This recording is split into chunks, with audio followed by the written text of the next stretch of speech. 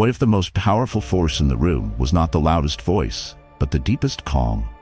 What if true control was found not in expressing anger, but in mastering it?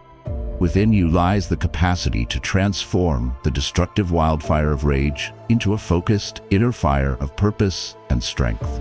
Control anger, lead with stillness. Stoic Presence, Inner Fire, compiled and published by Stoic Dominion.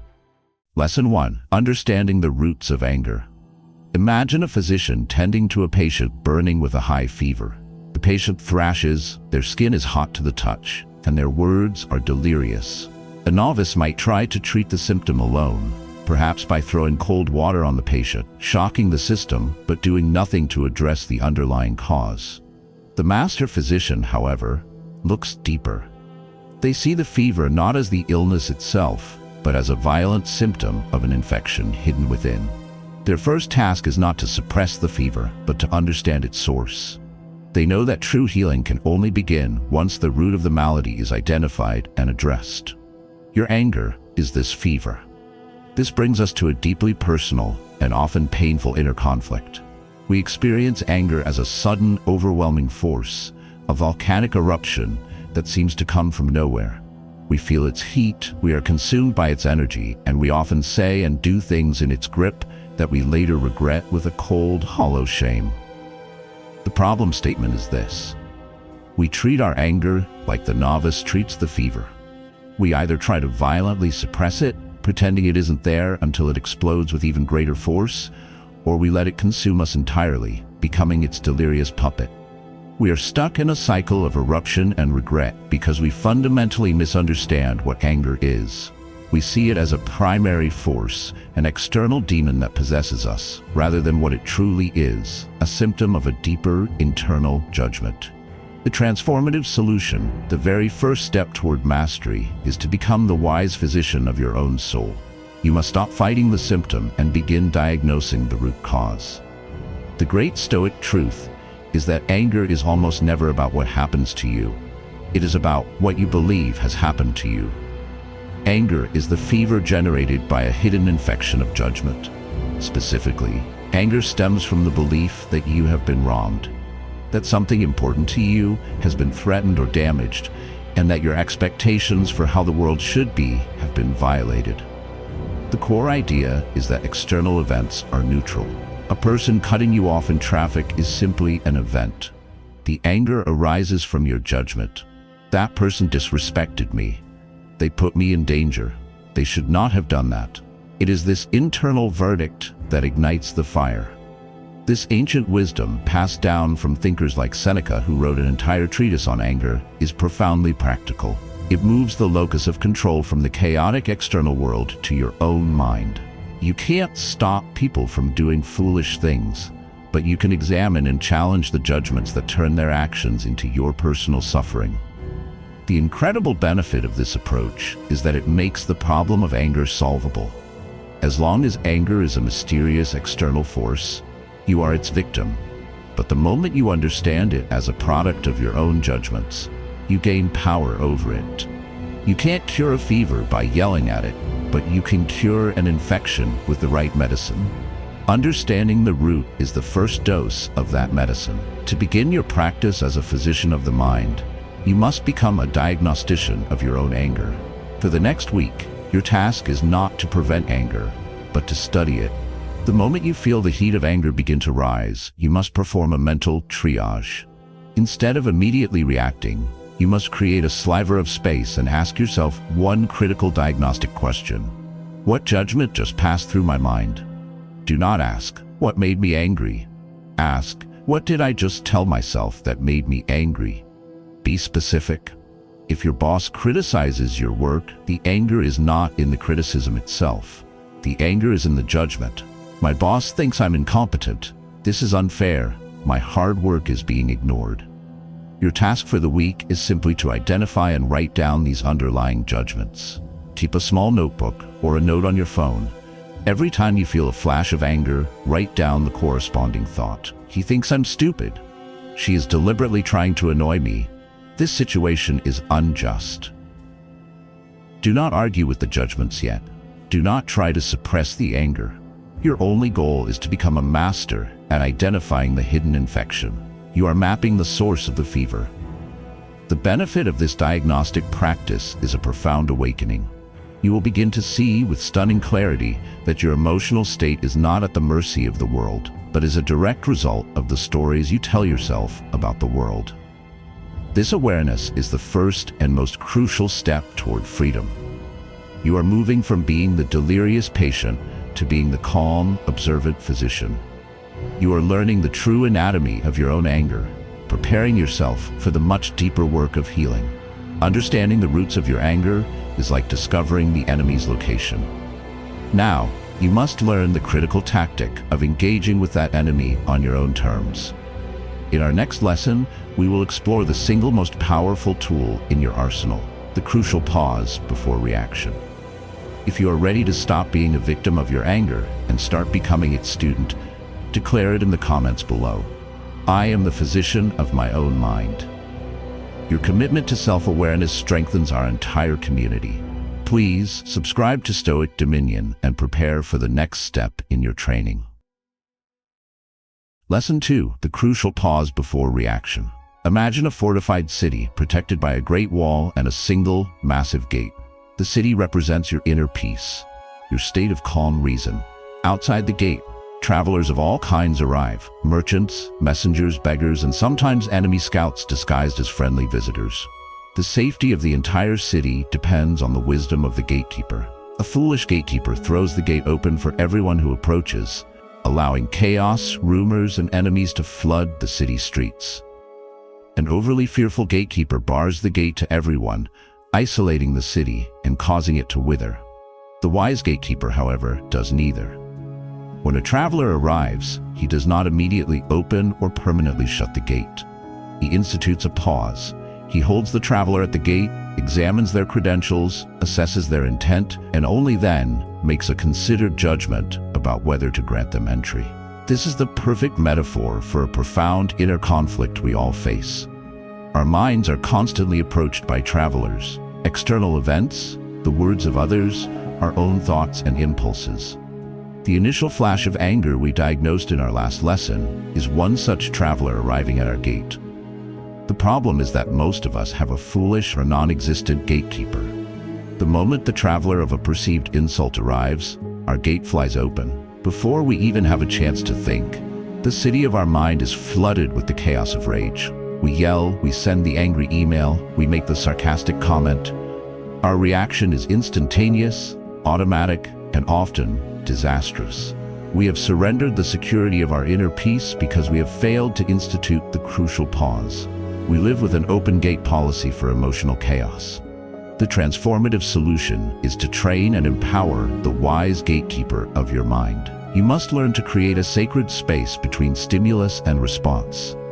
The Stoics understood this as the absolute cornerstone of all emotional regulation. The core idea is that your initial impression of an event that was insulting is not a command to act. It is merely a traveler knocking at the gate. You have the power and the responsibility to pause, to hold that impression at a distance, and to examine it rationally before you grant it entry and allow it to become a full-blown emotional reaction. This pause is the birthplace of all wisdom and self-control. It is the single most powerful technique for reclaiming your inner city from the mob rule of impulsive reaction. This ancient practice is a lifeline in our modern, hyper-reactive world. Everything from social media notifications to 24-hour news cycles is designed to bypass our rational gatekeeper and provoke an immediate emotional response. The crucial pause is your declaration of mental sovereignty. It is a refusal to be a puppet pulled by the strings of external events. By mastering the pause, you transform yourself from a reactor into a responder. A reactor is a slave to the event. A responder is a master of it. He takes the input, processes it through the filter of his own reason and values, and then chooses an action that serves his long-term purpose, rather than one that merely satisfies a fleeting, hot-headed impulse. To begin installing this wise gatekeeper, you must practice a technique called the breath of suspension. For the next week, your entire focus will be on the moment just before you react. Your mission is to become hypersensitive to the initial spark of anger. The very second you feel that jolt of irritation or the flush of heat in your face, before a single word leaves your mouth, you must execute this technique. It is a physical action that creates a mental space. You will take one single, slow, deliberate breath. Inhale deeply through your nose for a count of 4, and then exhale slowly through your mouth for a count of 6. During this single breath, which lasts only 10 seconds, you have suspended the reaction. You have held the traveler at the gate. In this tiny pocket of time, you must ask your gatekeeper to perform his duty. Ask yourself 2 questions. Is my initial judgment true? And will reacting in anger serve my ultimate purpose? For example, if someone criticizes you, your initial judgment might be, they are trying to humiliate me. In the 10-second pause you ask, is that absolutely true? Or could they be trying to help, however clumsily?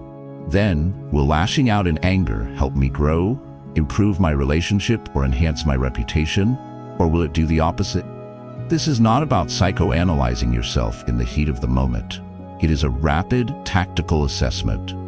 You are simply giving your rational mind a fighting chance to come online before your emotional brain takes complete control. The physical act of a slow, deliberate breath physiologically calms your nervous system, making this rational thought possible. At first, you may only succeed 1 time out of 10. You will still get carried away by the reaction. That is fine. Your goal is not perfection, but practice. Celebrate the 1 time you succeeded in pausing. That is a victory for your gatekeeper. The benefit of mastering the crucial pause is monumental. It is the difference between a city in a constant state of riot and a city that is peaceful, orderly, and strong. You will save yourself from countless hours of regret. Your relationships will improve because people will come to see you as a stable, thoughtful, and reliable presence. Your decision-making will become infinitely more strategic. You are, quite literally, building a fortress of reason in your mind, and the pause is the raising of its impenetrable drawbridge. The pause gives you the space to choose. But what do you choose? To make a wise decision, you need a place of clarity to make it from. In our next lesson, we will explore how to build the very foundation of this inner fortress, the foundation of inner stillness. If you are ready to hire and train the wise gatekeeper of your mind, declare it in the comments. I will man the gate. Your commitment to self-control fortifies this entire community. Please subscribe to Stoic Dominion and prepare to lay the foundations of your inner citadel. Lesson 3. The foundation of inner stillness. Imagine a deep, clear mountain lake. On a windy day, its surface is agitated. Waves chop and swirl, the water is cloudy with disturbed sediment, and its reflection of the sky is fractured and chaotic. An object thrown into the lake in this state is quickly lost in the turmoil. But this agitation is only on the surface. Deep below, in the heart of the lake, the water remains profoundly still, cold, and clear. It is untouched by the fleeting drama of the wind. This deep, silent, undisturbed core is the lake's true nature. The stillness is its foundation. This provides a powerful metaphor for a central conflict within us. Our minds are often like the surface of that lake on a windy day. They are churned by the winds of daily events, a stressful deadline, an argument with a partner, a piece of bad news. Our thoughts are chaotic, our emotions are turbulent, and our perception of reality is fractured and unreliable. The problem is that we identify completely with this surface-level turmoil. We believe that this agitated state is us. We live our lives on the choppy surface, completely unaware that deep within us, there exists a foundation of profound inner stillness. We are so distracted by the waves that we have forgotten the silent, peaceful depths of our own consciousness. The transformative solution is to consciously cultivate a connection to your foundation of inner stillness. It is the practice of learning to access the deep, quiet part of yourself that is untouched by the surface-level chaos. The core idea is that you are not the waves. You are the entire lake. You contain both the turbulent surface and the silent depths. True power and clarity do not come from trying to calm the wind, an impossible task, but from learning to shift your point of identification from the surface to the depths. When you are anchored in your own inner stillness, you can observe the surface turmoil without being swept away by it. This is the essence of what the Stoics called euphemia, or a state of tranquil well-being. It is not a state devoid of problems, but a state in which your inner peace is not dependent on the absence of problems. This inner stillness is the foundation upon which the wise gatekeeper we discussed in the last lesson can stand firm. It is the source of the clarity needed to make good judgments during the crucial pause. Without this foundation, even the best gatekeeper can be overwhelmed by the storm. Cultivating this stillness is like building the bedrock for your inner citadel. To begin the work of laying this foundation, you must practice the discipline of descending into the depths. This is a form of daily meditation, but it requires no special posture or mantra. Its goal is simple: to find the stillness that is already within you. For the next week, schedule just 10 minutes each day where you can be alone and undisturbed. Sit comfortably in a chair. Close your eyes. Your first task is to simply observe the surface of your lake. Notice the thoughts, the feelings, the physical sensations that are swirling around. Do not try to stop them. Do not judge them. Just watch them as if you were watching clouds pass in the sky or waves on the water. After a few minutes of simply observing the surface, you will begin your descent. Shift your attention from the content of your thoughts to the awareness that is watching the thoughts. This is a subtle but profound shift. Imagine your awareness as a single point of light, slowly sinking from the turbulent surface down into the deep, quiet waters of the lake. As you descend, the noise of the surface thoughts begins to fade. It's still there, far above you, but it is no longer your primary reality. Continue to sink your attention deeper and deeper into the silence and space that exists beneath the mental chatter. Your goal for these 10 minutes is to rest in that silent, aware space. You may only be able to stay there for a few seconds before your attention is pulled back to the surface. That is perfectly normal. The practice is not about achieving permanent silence. It is about learning the path down to the depths. Each time you gently guide your awareness back down, you are strengthening your connection to your foundation of inner stillness. You are familiarizing yourself with the feeling of your own deep, quiet core. The benefit of this practice is the cultivation of a deep, abiding sense of inner peace that is not contingent on external circumstances. This stillness will begin to permeate the rest of your day. You will find that you are less easily disturbed by the winds of daily life because you are no longer living entirely on the surface. You will have an anchor in the depths. When anger or any other strong emotion arises, you will have a quiet, stable place from which to observe it, rather than being instantly consumed by it. You are building the unshakable foundation of a truly tranquil mind. You have now learned to diagnose your anger, to pause before reacting, and to build a foundation of inner stillness. Now, we must learn what to do with the powerful energy of anger itself. How do we transform it from a destructive force into a constructive one? In our next lesson, we will enter the blacksmith's forge and learn how to turn a dangerous wildfire into a controlled inner fire. If you are ready to discover the deep well of peace within you, declare it in the comments. I am the lake, not the waves. Your commitment to inner peace calms the waters for us all. Please subscribe to Stoic Dominion to continue this foundational work. Lesson 4. From wildfire to inner fire. Imagine a vast, dry forest. A single spark, born of carelessness or a random strike of lightning, touches the dry tinder. In moments, a wildfire erupts. It is a terrifying force of pure, uncontrolled energy. It rages through the forest, consuming everything in its path. The ancient trees, the delicate flowers, the homes of the animals. It moves without intelligence or purpose, driven only by a primal hunger to burn. It leaves behind nothing but black, smoldering destruction. This is your anger when it is untamed. It is a destructive wildfire that scorches the landscape of your life. Now imagine a blacksmith's forge. In the heart of the forge burns a fire, contained within a carefully constructed hearth of stone and brick. This fire is just as hot, just as powerful as the wildfire, but its energy is not chaotic, it is focused. The blacksmith uses this contained inner fire to heat steel, to shape it, and to create tools of immense strength and purpose. A plow to till the fields, a sword to defend the innocent, a nail to build a home. The fire is not an enemy, it is a powerful, creative tool. This contrast reveals a crucial inner conflict.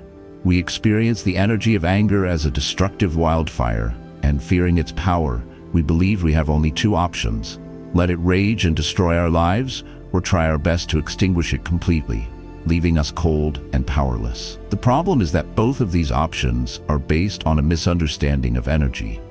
Anger, at its core, is simply energy.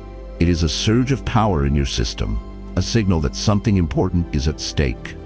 The destructive nature of the wildfire comes not from the energy itself, but from its lack of containment and direction.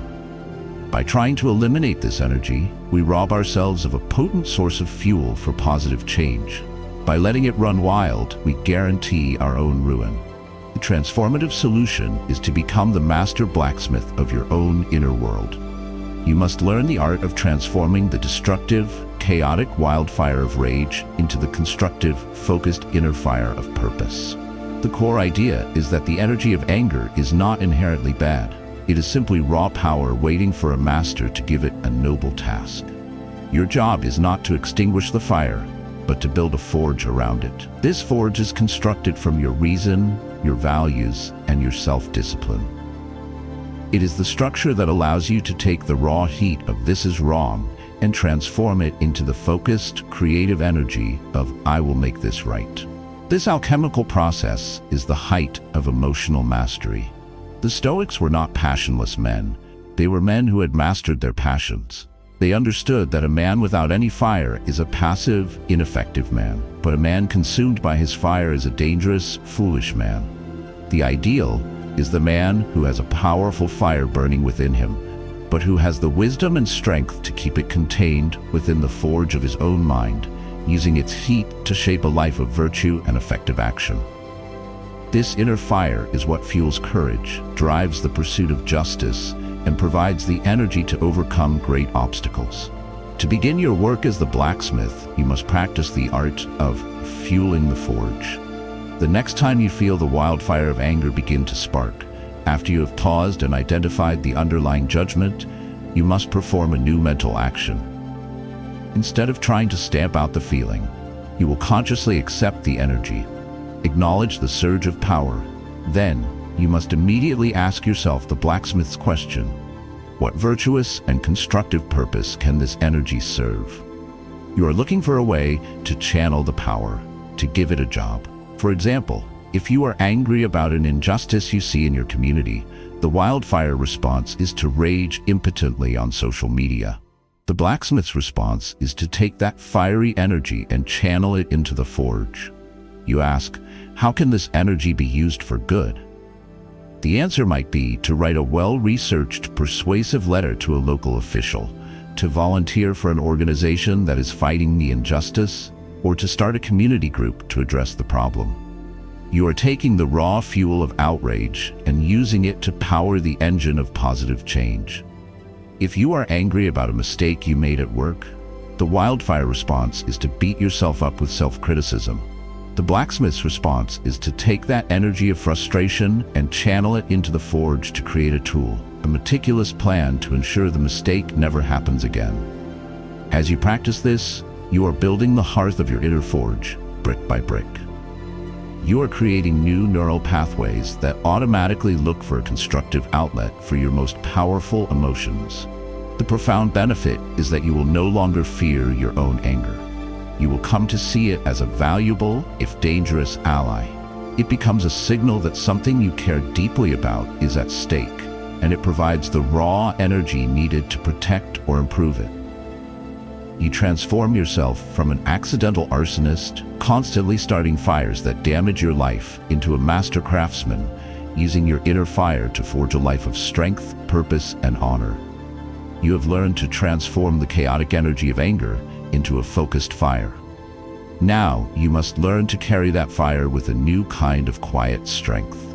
In our next lesson, we will explore the immense power of Stoic presence, the ability to command a room not with noise, but with stillness.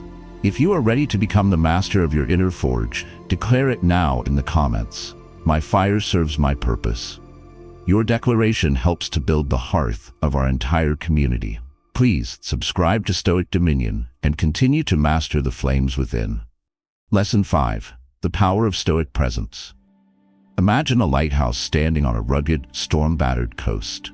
It does not roar like the wind or crash like the waves. It does not try to command the storm to cease. It does not shout directions at the ships lost in the tempest. It does a single, powerful thing. It stands and it shines. Its presence is its power. Its strength is in its stillness. Its light is a calm, steady, and unwavering beacon in the heart of chaos.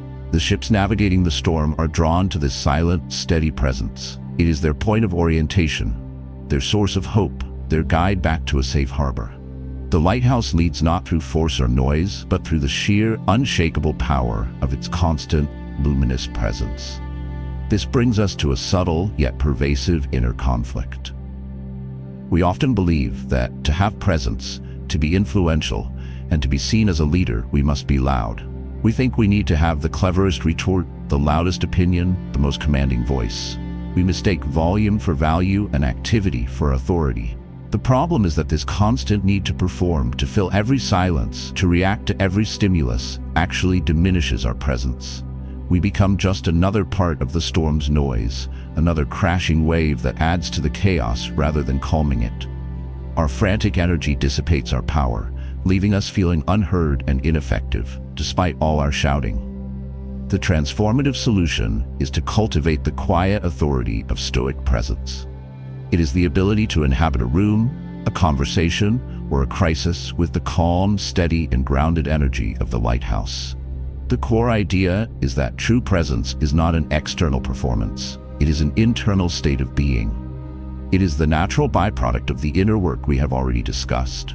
The mastery of your judgments, the command of your emotions, and the connection to your foundation of inner stillness.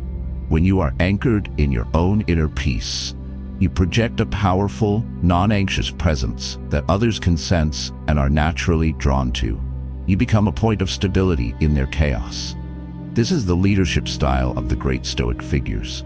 Think of Marcus Aurelius in his court. Surrounded by schemers, flatterers, and petitioners, his power came not from being the loudest man in the room, but from being the stillest. His presence was a reflection of a mind that was not easily swayed, not prone to emotional outbursts, and anchored in a deep sense of purpose. This kind of presence is magnetic. It makes people feel safe. It encourages them to be more thoughtful and less reactive themselves. It allows you to lead not by demanding attention, but by commanding it through your own quiet strength. To begin cultivating your own Stoic presence, you must practice the discipline of conscious listening. For the next week, in every conversation you have, your primary goal is not to speak, but to listen. This is not the passive act of waiting for your turn to talk. This is active, engaged, and powerful listening. When another person is speaking, you will give them the full gift of your attention. You will silence your own inner monologue that is busy formulating a response. Instead, you will focus completely on understanding their words, their tone, and the meaning behind their words. You will hold eye contact, not in an intimidating way, but in a way that says, "I am here with you, I am fully present." As you do this, you will notice a powerful urge to interrupt, to offer your opinion, to finish their sentences. You must treat this urge as a test of your new discipline. Resist it. Let there be silence after they finish speaking. This is where your presence grows. In that moment of silence, you are the lighthouse, standing steady. You are showing that you are not afraid of the empty space, that you do not need to fill it with nervous chatter. Only after you have truly heard and understood the other person should you formulate your response. And when you do speak, your words will have more weight and impact because they will be born from a place of stillness and understanding, not from a place of reactive impulse. The benefits of this practice are transformative for your relationships and your influence. People will feel profoundly respected and understood in your presence. They will begin to seek out your counsel because they know you are a person who truly listens. You will find that you have to speak less to be heard more. Your quiet confidence will become far more persuasive than your old, noisy arguments. You will start to feel a new sense of calm and control in social situations, free from the anxious need to perform. You are ceasing to be another wave crashing on the shore and are becoming the lighthouse that guides others safely home. A powerful presence is the outward manifestation of an inner order. This quiet strength is the most effective tool of leadership, whether you are leading a company, a family, or simply yourself. In our next lesson, we will explore more deeply how to lead through this quiet strength. If you are ready to stop being the noise and start being the lighthouse, affirm it now in the comments. My strength is in my stillness. Your calm commitment creates a beacon for us all. Please subscribe to Stoic Dominion to continue illuminating your path. Lesson 6. Leadership through quiet strength. Imagine a great, ancient oak tree standing in the center of a forest. It does not rush around, barking orders at the younger saplings. It does not boast of its height or the thickness of its trunk. It simply stands, embodying strength in its very being. Its deep roots hold the soil together, preventing erosion and creating a stable ground for all the life around it. Its vast canopy provides shelter from the scorching sun and the lashing rain for the smaller plants and animals below. It is a source of life and stability. The other creatures of the forest look to it, not because it is a tyrant, but because it is a reliable, powerful, and grounding presence. It leads by example, through its quiet, unshakable strength. This brings us to a critical inner conflict regarding leadership and influence. Many of us have been taught a model of leadership that is based on dominance, control, and loud, charismatic authority. We believe that to be a leader, we must have all the answers, project an aura of infallible strength, and command others through the force of our personality. The problem is that this model of leadership is often brittle and exhausting. It requires constant performance and leaves little room for humility or genuine connection. It can inspire compliance, but it rarely inspires true loyalty or trust. Furthermore, when we inevitably face a situation where we don't have the answer, our entire facade of authority can crumble, leaving us feeling like frauds. The transformative solution is to embrace a model of leadership based on the quiet strength of the oak tree. This is Stoic leadership. It is not about having the loudest voice, but the deepest roots. The core idea is that true leadership is a function of character, not personality. It is the natural influence that emanates from a person who has mastered themselves. A person who is not easily provoked, who remains calm under pressure, who listens more than they speak, and who acts from a place of clear principle, naturally becomes a leader. People are drawn to this stability. They trust it. This kind of leadership is not a role you play. It is a state of being you achieve through inner work. This model of leadership is timeless because it is authentic. It is the strength of a Marcus Aurelius, who led the Roman Empire not through tyrannical rage, but through a tireless commitment to his own duty and an unshakable inner calm. It is the strength of a father who provides a safe emotional harbor for his family, not by being a dictator, but by being a steady, reliable presence in their lives. This quiet strength creates an environment where others can thrive. It is a leadership that empowers others rather than one that simply commands them. To begin cultivating this form of leadership in your own life, you must practice the principle of respond, don't react. This week, your focus will be on every interaction you have where you are in a position of influence. As a parent, a manager, a friend, or even just in a group discussion. In these situations, when a problem or a conflict arises, you must consciously shift out of the reactor mindset and into the responder mindset. A reactor is driven by their immediate emotional impulse. A responder is driven by their long-term principles and desired outcomes. Before you speak or act in response to a challenge, you will take that crucial pause we have practiced. In that pause, you will ask yourself the leader's question. What response will best serve the long-term health of this person, this relationship, or this project? This question forces you to look beyond your own ego and your immediate emotional state. For example, if your child makes a mistake, The reactive response might be to yell out of frustration. The leader's response after a pause might be to ask questions to understand why the mistake happened and to use it as a teaching moment. If a team member at work fails to deliver, the reactive response is to blame and criticize. The leader's response is to first seek to understand the obstacle and then to strategize together on a solution. The key is to consistently choose the response that builds, teaches, and strengthens, rather than the one that simply releases your own emotional pressure. Each time you do this, you are laying down another root for your great oak tree. You are building a reputation as a person of stability, wisdom, and reliability. The powerful benefit of this practice is that you will earn a form of authority that is far more potent and enduring than any authority that comes from a title or a loud voice. You will earn trust. People will bring you their problems because they know you will respond with wisdom, not with volatility. They will follow your lead because they feel safe and empowered in your presence. You will cease to be a source of stress for others and will instead become their source of strength, their steady oak tree in the midst of the chaotic forest. Leading with quiet strength is the ultimate expression of a well-ordered mind. It is the final proof of mastery. But to maintain this state, one must achieve dominion over the inner world itself. In our final lesson, we will ascend to the highest peak and explore the ultimate goal, the dominion of a still mind. If you are ready to lead from a place of authentic strength, affirm it in the comments. I will be the oak. Your pledge provides shelter for us all. Please subscribe to Stoic Dominion and prepare for the final ascent. Lesson 7. The Dominion of a Still Mind. Imagine a vast, snow-capped mountain peak rising high above the clouds. Down below in the valleys, storms rage, winds howl, and the world is a whirlwind of chaotic activity. But here on the summit, there is a profound and absolute silence. The air is crisp and clear. The perspective is vast and all-encompassing. From this vantage point, the storms in the valley below do not disappear, but they are seen for what they are: temporary, localized disturbances within a much larger, peaceful landscape.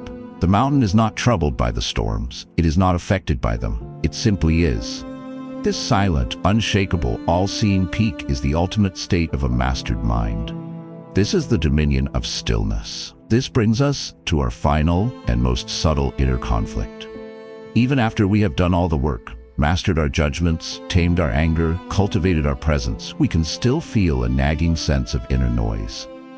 There is still a background hum of anxiety, a flicker of discontent, a mind that refuses to be truly, deeply quiet. We have built a strong and orderly kingdom, but we have not yet taken our seat on the throne in the silent chamber at its heart. The problem is that we still believe, on some level, that peace is something we must actively do or achieve. We are still striving, still efforting, even in our attempts to be calm. We are trying to climb the mountain by running up its face, rather than realizing that the mountain is our true nature. The transformative solution, the final truth and ultimate goal of the Stoic path, is to realize that this still mind is not something you build, but something you return to. It is your natural state. The dominion of a still mind is not achieved through more effort, but through the cessation of all unnecessary effort. The core idea is that your true consciousness, the silent witness at the center of your being, is already perfect, already peaceful, and already still. All the noise, all the turmoil, all the anger are just clouds passing in front of this eternally clear sky. Mastery is not about fighting the clouds. It is about learning to rest in the vast, silent clarity of the sky itself. This is the pinnacle of Stoic philosophy. It is the state of apatheia, which does not mean apathy, but a state of being undisturbed by the passions. It is freedom from emotional turbulence. It is not a cold, empty state, but a warm, vibrant, and profoundly peaceful one. It is the mind of the sage who moves through the world and engages with it fully, but whose inner peace is never touched by the outcomes. This is the dominion you are reclaiming. It is the silent mountain peak that has been waiting for you to ascend and claim your perspective. To begin the practice of ascending to this peak, you must practice the art of doing nothing. This may sound simple, but it is one of the most challenging disciplines. For the next week, schedule 15 minutes a day for this practice. Find a place where you will not be disturbed. Sit comfortably. And for those 15 minutes, you will give yourself permission to do absolutely nothing. You are not trying to meditate. You are not trying to calm your mind. You are not trying to achieve any special state. You are simply going to sit and allow everything to be exactly as it is. Your mind will be a frenzy of activity. Thoughts will race. You will feel an intense urge to get up, to check your phone, to do something. This urge is the very thing you are studying. Your task is to simply notice this inner restlessness without giving into it. Watch the frantic energy. Watch the desire to be busy. Watch the thoughts come and go like clouds, but you will not engage with them. You will not follow them. You will just sit. You are not trying to create stillness. You are allowing the stillness that is already there, buried beneath the noise, to reveal itself. You are letting the sediment in the lake settle on its own. As you practice this radical act of non-doing, something remarkable will begin to happen. The frantic energy will slowly begin to lose its power over you. In the gaps between thoughts, you will start to experience moments of pure, profound silence. This is the silence of the mountain peak. It has been there all along. You are simply learning to notice it. The profound benefit of this practice is a taste of true freedom, freedom from the tyranny of your own restless mind. This practice integrates all the others. From this place of deep inner stillness, you will find that you can control your anger, lead with presence, and live with an unshakable core of peace that no external storm can ever touch. You have returned home to the silent, powerful dominion of your own mind. From the roots of anger to the dominion of a still mind, you have walked the path of Stoic mastery. You now know that anger is a choice, stillness is your foundation, and presence is your greatest power. These truths are the keys to transforming the wildfire of rage into the inner fire of a noble life. Thank you for your time and your courage to undertake this journey. Your commitment to self-mastery is the highest form of leadership. If this journey has provided you with value, please like the video, share your thoughts in the comments, and subscribe to Stoic Dominion to continue your ascent.